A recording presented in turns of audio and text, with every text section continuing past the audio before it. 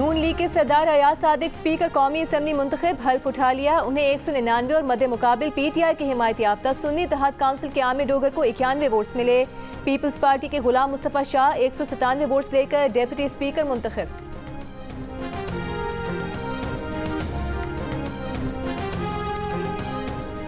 वज़ीर आज़म पाकिस्तान के इंतखाब का शेड्यूल जारी। कागजात नामजदगी कल दिन 2 बजे तक जमा कराए जा सकेंगे। कौमी असम्बली सेक्रेटेरिएट के मुताबिक कल ही जांच पड़ताल होगी। वज़ीर आज़म का इंतखाब इतवार को होगा।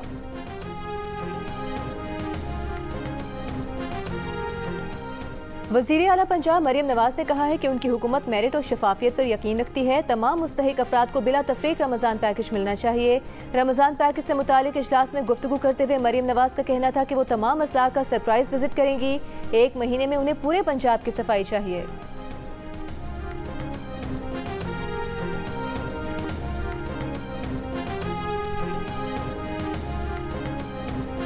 बिलावल भुट्टो सरदारी ने कहा है कि नून लीग से उनकी बातचीत हो गई है कि कहां कहां गवर्नर्स फाइनल होंगे।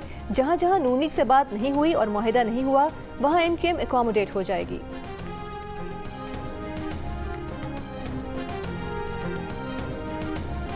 शोर शराबे और नारों में नून लीग के अयाज सादिक स्पीकर कौमी असम्बली मुंतखब, हलफ उठा लिया। अयाज सादिक को 199 और उनके मुकाबले में PTI के हिमायत याफ्ता सुन्नी इत्तेहाद काउंसिल के आमिर डोगर को 91 वोट मिले।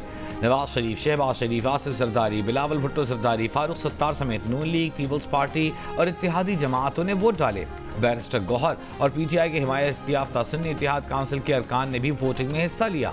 इस दौरान नून लीग और सुन्नी इत्तेहाद काउंसिल के अरकान एक दूसरे के खिलाफ नारे लगाते रहे। स्पीकर राजा परवेज अशरफ दोनों तरफ के अरकान को सब्र की तलकीन करते रहे।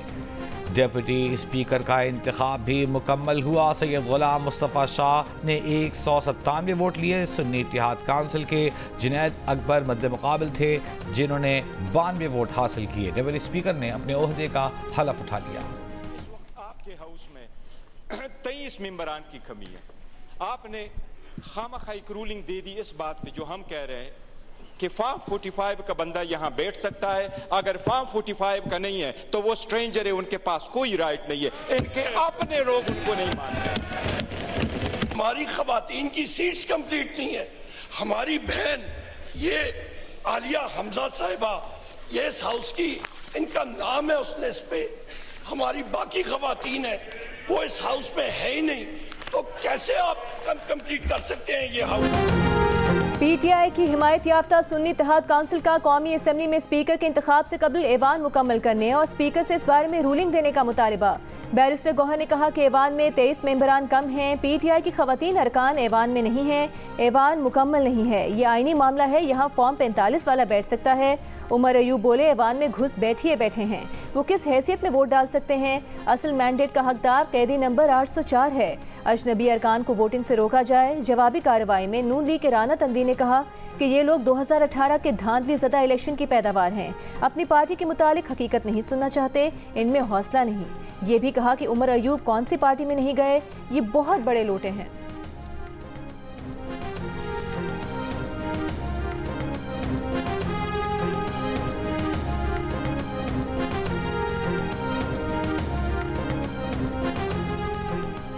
स्पीकर ऑफिस के दरवाजे सबके लिए खुले हैं। कौमी इत्तेफाक राय पैदा करने की कोशिश करेंगे। स्पीकर मुंतखब होने के बाद अयाज सादिक का खिताब। कहा वो नवाज शरीफ, शहबाज शरीफ, आसिफ जरदारी और MKM के साथ साथ आमिर डोगर के भी शुक्रगुजार हैं, जिन्होंने जमहूरी अमल में हिस्सा लिया। सुन्नी इत्तेहाद काउंसिल के आमिर डोगर ने कहा कि ये इलेक्शन नहीं ऑक्शन था। सीटों की बोलियां लगीं, फरोख्त हुई। ये ऐवान क्या बालादस्त बनेगा जो चोरी के मैंडेट से बना है। PTI की जीती हुई नशिस्तों का मैंडेट उसे वापस लिया जाए।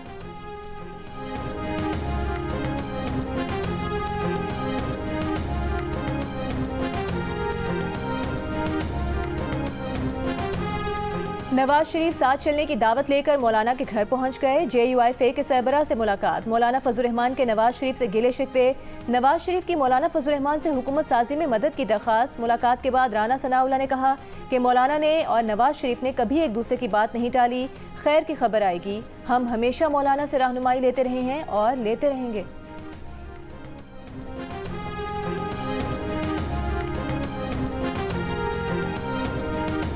जरदारी साहब, आप मंजे हुए सियासतदान हैं, मौलाना साहब नाराज हैं, क्या उन्हें राजी कर पाएंगे? इंशाअल्लाह।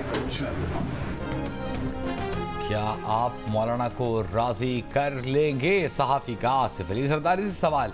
आसिफ अली जरदारी ने जवाब दिया कि वो इंशाअल्लाह उन्हें मना लेंगे। पाकिस्तान की सियासत ये हुई कि जो बिकता है वो वफादार, जो ना बिके वो गद्दार। पश्तूनख्वा मिली अवामी पार्टी के महमूद खान अचकज़ई का कौमी असम्बली में खिताब। कहा, नवाज शरीफ कहते थे कि वोट को इज्जत दो, बानी पीटीआई भी अवाम की ताकत से आ गए हैं। अवाम ने एक भोंडे मंसूबे को खाक में मिला दिया। जब अवाम ने बानी पीटीआई को वोट दिया तो फिर उसको बदलना पाकिस्तान से गद्दारी है। सब तय कर लें कि सियासत में एस्टेब्लिशमेंट का किरदार नहीं होगा। पाकिस्तान की दाखिली और अंदरूनी सियासत का सरचश्मा ये पार्लिमान होगा।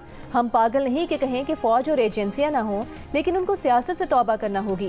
महमूद खान अचकज़ई ने यह भी कहा कि करारदाद मंजूर की जाए कि जिन जजेस ने मार्शल लॉ की हिमायत नहीं की उनको हीरो करार दिया जाए और जिन जजेस ने मार्शल लॉ की हिमायत की उनकी तनख्वाहें भी वापस ली जाएं। क्योंकि ये तो आपको पता है पॉलिटिकल गवर्नमेंट्स पे इल्ज़ाम लगाना बहुत आसान काम है जी। अपने पसंद के लोगों को इन्होंने दे दिया है। हालांकि एवरीबडी नोज़ कि मेरी कोई फेवरेट नहीं है। मुझे बल्कि मेरे MPs की तरफ से शिकायत आई हैं कि जिन लोगों ने हमारे ख़िलाफ़ वोट दिया है उनको भी ये पैकेजेस जा रहे हैं। तो भाई जिन्होंने हमारे ख़िलाफ़ वोट दिया है वो भी इंसान है, गरीब तो वो भी है। तो ये आपने इंश्योर करना है कि आपके हर प्रोसेस की जो है वो वीडियोस बने। मैं तो कहूँगी CS साहब को कि ये रोज़ इनको आप भेजें, अपने वेरिफिकेशन प्रोसेसेस की भी भेजें, जहाँ पैकेजिंग हो रही है उसकी भी भेजें, क्वालिटी चेक की भी भेजें, डोर नॉकिंग की भी भेजें, ट्रांसपोर्ट टीम्स की भी भेजें। हर रोज़ मुझे वीडियोस जो हैं वो आनी चाहिए। फिर मेरी सबको ये एक ब्लैंकेट इंस्ट्रक्शन है कि सब ने रैंडम चेकिंग करनी है। आपके 3 टीयर्स हैं चेक्स के, क्वालिटी कंट्रोल के, लेकिन मैं हर डिस्ट्रिक्ट एडमिनिस्ट्रेशन के हेड से ये एक्सपेक्ट करती हूँ कि वो रैंडम चेकिंग करेंगे despite those multiple layers of checking.